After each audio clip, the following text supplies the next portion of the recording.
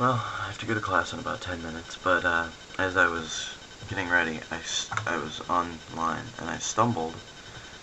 And what Stumble does, you pick from certain categories like sports, movies, online games, tremendous amount of categories, and it will send you to a random website associated with one of those categories whenever you click on that button.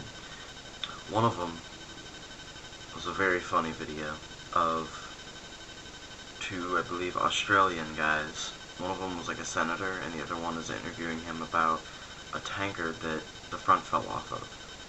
A whole bunch of crude oil fell into the ocean because of it. Senator Collins, thanks for coming in. It's a great pleasure, thank you. This ship that was involved in the incident off Western Australia this week... Yeah, the one the front fell off? Yeah. Yeah, that's not very typical. I'd like to make that point. Well, how is it untypical? Well, there are a lot of these ships going around the world all the time, and very seldom does anything like this happen. I just don't want people thinking that tankers aren't safe. Was this tanker safe? Well, I was thinking more about the other ones. The ones that are safe? Yeah, the ones the front doesn't fall off. Well, if this wasn't safe, why did it have 80,000 tonnes of oil on it? Well, I'm not saying it wasn't safe. It's just perhaps not quite as safe as some of the other ones. Why? Well, some of them are built so the front doesn't fall off at all. Well, wasn't this built so the front wouldn't fall off? Well, obviously not. How do you know? Well, because the front fell off and 20,000 tonnes of crude oil spilled into the sea caught fire. It's a bit of a giveaway. I'd just like to make the point that that is not normal. Well, what sort of standards are these oil tankers built to? Oh, very rigorous maritime engineering standards. What sort of thing? Well, the front's not supposed to fall off for a start. And what other things? Well, there are regulations governing the materials that they can be made of. What materials? Well, cardboard's out. And? No cardboard derivatives. Like paper? No paper. No string, no sellotape. Rubber? No, rubber's out. They've got to have a steering wheel. There's a minimum crew requirement. What's the minimum crew? Oh, one, I suppose. So the allegations that they're just designed to carry as much oil as possible, how are the consequences? I mean, that's ludicrous. Absolutely ludicrous. These are very, very strong vessels. So what happened in this case? Well, the front fell off in this case, by all means, but it's very unusual. Senator Collins, why did the front fall off? Well, a wave hit it. The wave hit it? A wave hit the ship. Is that unusual? Oh, yeah. At sea, chance for millions. So what do you do to protect the environment in cases like this? The ship was towed outside the environment. Into another environment?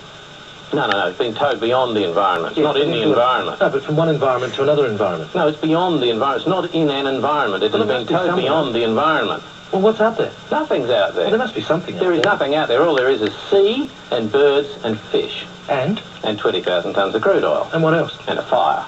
And anything else? And the part of the ship that the front fell off. But there's nothing else out there. Senator Collins, thanks for It's a joining us. complete void. Yeah, we're out of time. The environment's perfectly safe. We're out of time? I don't know which one of them came off worse. Sure, the senator sounded like an idiot, like, he didn't really make sense at all. But the interviewer couldn't make a point, like, no matter what he did. The senator always came back and had a counterpoint, no matter how stupid it was. What do you do with somebody like that? Like, what a way to completely ruin his point. Don't these things have standards? Well, they can't be built with cardboard.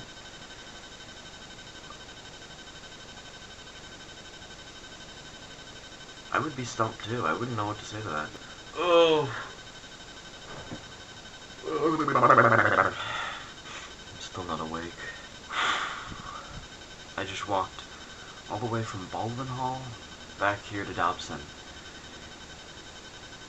The ground is covered in ice, water, some of what looks like snow, and there are puddles in between every little clumping of ice and snow and sleet.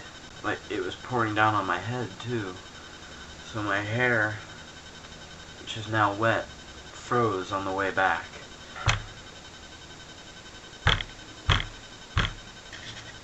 It is disgusting outside. I have to go eat now. I don't want to go back outside. I can hear it. The window's open. I can hear it. It's pouring. It's disgusting out there. Wish me luck. I was just watching videos that I had taken a while ago. I guess I just never got around to editing them, or got really busy and forgot about them, which would be the same thing. I found something very funny. I have a perfect example of karma in action. I noticed the noise was pretty loud from the pop rocks, and I knew that thing would be able to pick them up and hear them. Well, I put my mouth really close to the lens. You can hear the pop rocks popping. then I go back, and you hear a distinct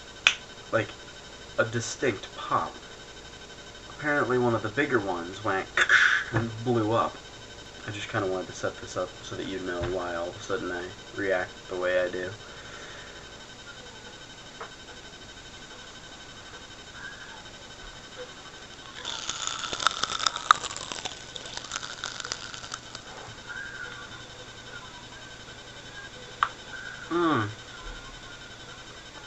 Oh, the big one. I felt the big one pop.